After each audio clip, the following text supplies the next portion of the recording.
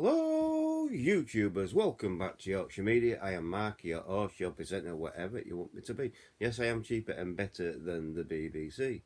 So, what are we going to be talking about today? Well, here on Yorkshire Media, we like to do a little bit of history. So, I'm bringing back History Corner, and I'm going to be talking about, rhubarb capital of England, basically.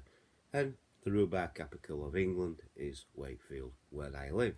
So I'm going to be talking about the Rhubarb Triangle. So, a little bit of history for you. I thought it would be interesting, because not many people know about this. In reality. So here we go. This is only a shortened version. In 1877, the forcing of rhubarb began in Yorkshire. The first of the low wooden hanger-like forcing sheds of Yorkshire's rhubarb producers began to spring up in an area of 30 square miles between Leeds, Bradford and Wakefield, known as the Rhubarb Triangle. These sheds were quite dark and warm.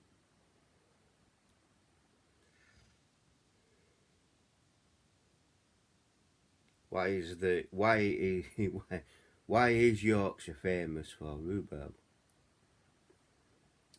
Yorkshire soil is excellent for growing rhubarb. It's high water retaining soil. It gets very cold in winter and the water takes the cold right down to the root.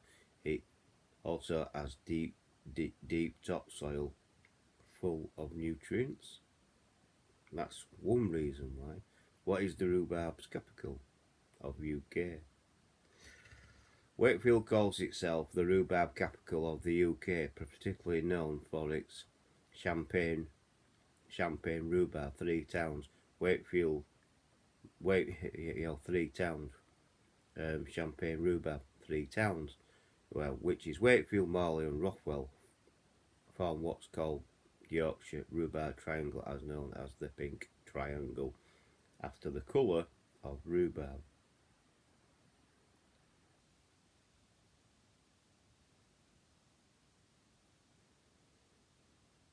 Where is the rhubarb capital of the world? See, they have to have questions though. When you think of rhubarb, you might equate it with pie, but it's more than just a pie filling. In the summer community, also known as the rhubarb capital of the world's summer wash.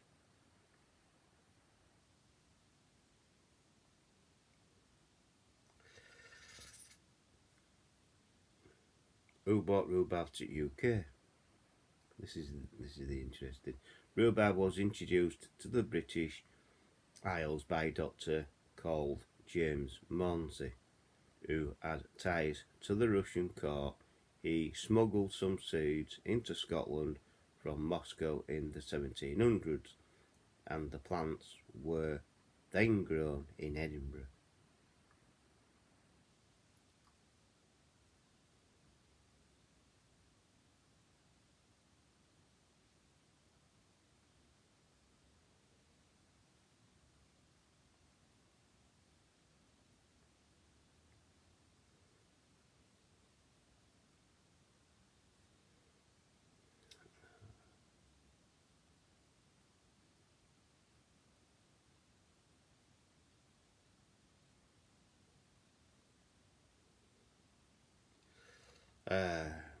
And here we go. Where is the rhubarb grown?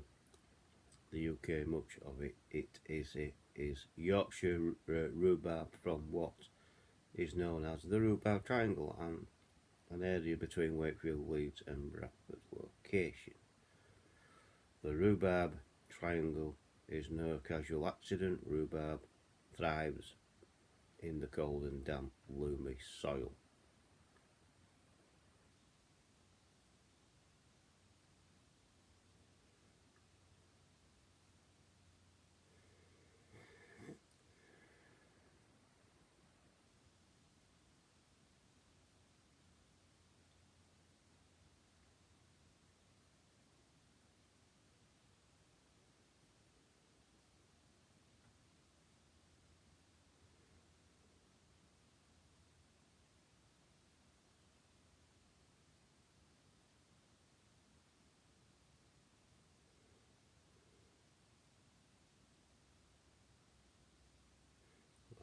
we've done that, haven't we? The ancient Chinese used it as a medical herb over 5,000 years ago. A native to southern Siberia, it's got its name from the Russians, who grew it along the river River in in the Volga.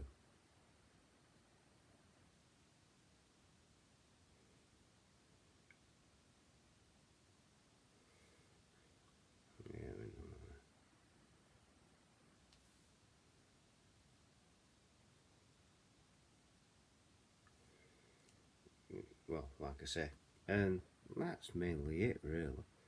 Yes, it's only a short bit of history to what we've got, but it is very, yeah, it's what we're famous for. Commercial growers in the London area began growing and bleaching rhubarb, covering with soil uh, or manure, some taking it stage further, actually lifting the roots and placing buildings to grow in. In 1877, forcing rhubarb began in Yorkshire, the first of the low wooden hangers like forcing sheds of Yorkshire. Rhubarb producers began to spring up in an area of 30 square miles between Leeds, Bradford, and Wakefield, known as the Rhubarb Triangle. These sheds were quite dark and warm. The sheds were heated by cheap coal from the coalfields of Yorkshire and were ideal to grow the rhubarb out of season in December after the first frosts.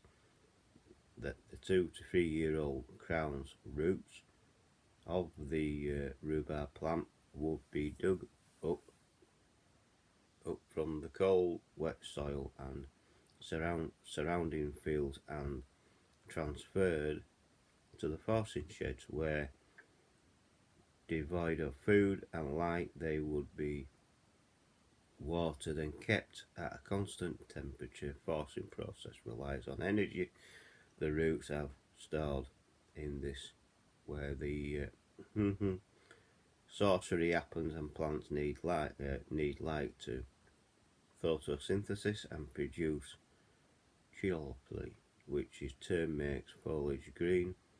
It's excluded every last shade of light, and plants cannot till the light excluded plant will desperately reach out in search of light, producing smooth, pale stems in the process.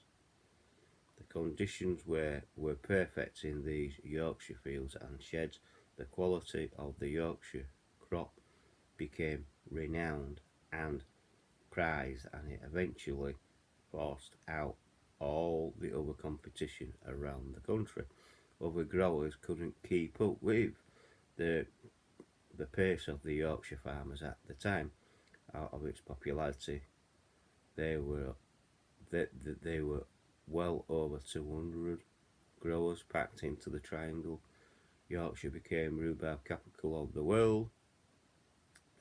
Positioning themselves, growers was also an important factor. The sheds were centrally located in the country and were close to the main artery of the rail network. There was trains dedicated to shipping only rhubarb as its cargo. These were known as the Rhubarb Express trains that took the precious harvest to the markets of London, mainly Covent Garden and Spitalfields, and from there into Europe, and it was run by the Great Northern Railway Company, which ran from Ardsley Station every weekday night during the forced rhubarb season, from Christmas until Easter. Up to 200 tons of rhubarb sent by up to 200 growers were carried daily at the peak of production. Before 1939, over 90% of the world's rhubarb production was now in Yorkshire. During wartime Britain, the government controlled the price of rhubarb and made it affordable to the British public, and became a staple diet of the masses, rhubarb was the king. Sadly, though not long after World War II, the trade between other countries became relaxed and Great Britain acquired a sweet tooth. Sharp imports from Holland and more typical fruits came onto the market, and rhubarb fell out of favour with the British public. This was the beginning of the end for the local rhubarb producers. Many went out of business and became bankrupt. Others turned their hands to growing other crops, and others got out of the game entirely.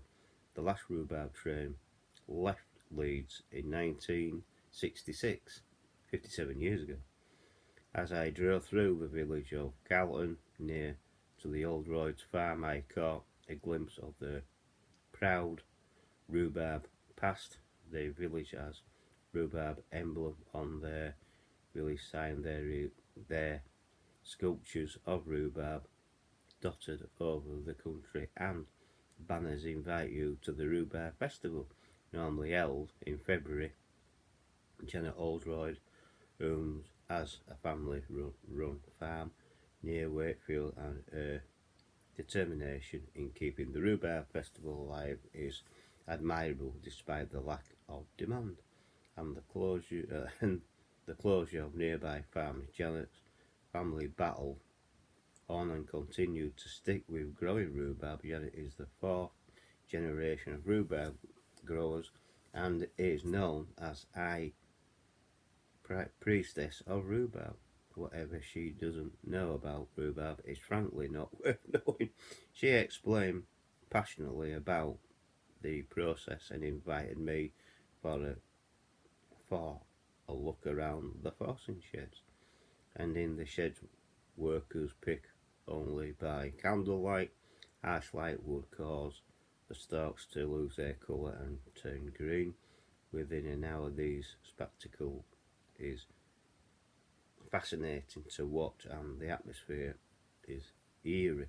If you listen carefully, you can actually hear the tissues like membrane of the rhubarb leaves snap, crackle and pop with its unfurls into life. The plant is in confusion and it is making for the arrival of spring. Janet says the pupa of certain butterflies that have made it through the winter sometimes are brought into the sheds on the roots and can be seen to hatch into butterflies flutter around. Ghostly glow of candlelight light, the chrysalis of the rhubarb plant magically turns from dormant into striking pillar pinky blood and red goodness, growing up to 5 centimetres a day with searching out the light. Rhubarb is painstaking process, and Janet's family lovingly gets on with the job of giving us chefs some of the best produce in the country. She explained the crowns and roots are brought into the sheds at least 2 years old, and once you have enough energy stored in their roots they then are brought into the forcing sheds. Once the forced rhubarb is harvested, the crown is rootstock that is left is thrown away because weakens it so much. This means that continually rhubarb stock is needed to produce the rhubarb.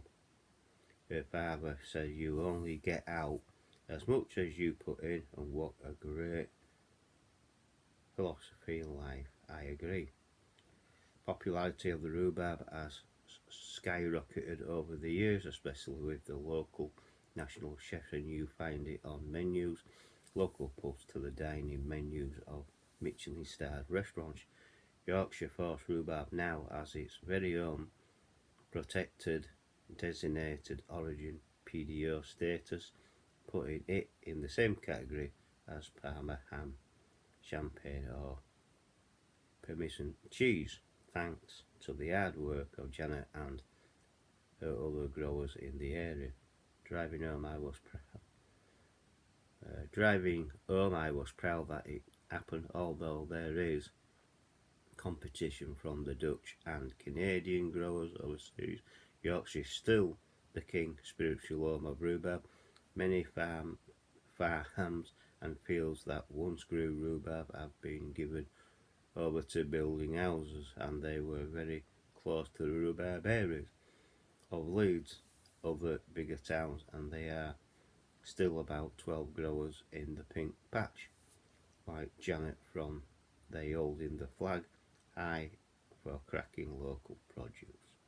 My thanks to E. Oldroyd and Sons, Oakfield Farm, Rothwell, Leeds, West Yorkshire. So that's it. That's the history. And it's a very proud history what we got. Yes, we still grow rhubarb and we still class ourselves as the rhubarb capital. And so does Wakefield. So there you go. That's the history. That's what Wakefield and Leeds and Bradford are famous for. The Rhubarb Triangle. But mainly the pink Rhubarb Triangle, which is Wakefield, Marley and Rothwell and that. And that's still going with Janet Eldroyd. So yeah, very good. I like that. I hope you enjoy that. It's something different. Like I say, it's History Corner. I'm going to put Mark's History Corner. And that's what we talked about today. There will be more. Don't worry, I've got all the things lined up. So if you like that, please give me a thumbs up. Please like. Please like. So like, subscribe if you're new, hit the bell icon and hit all that will let you know when I'm uploading another video. Come back from time to time to make sure that you still subscribe to me, because YouTube algorithm has an nasty habit of unsubscribing people, so please come back and just check. And also please share the video to your friends and your family and to other social media like Twitter, Facebook, Instagram, Twitch, and use the comment section below. And I'll catch you on the next video. Bye for now. Catch you all later.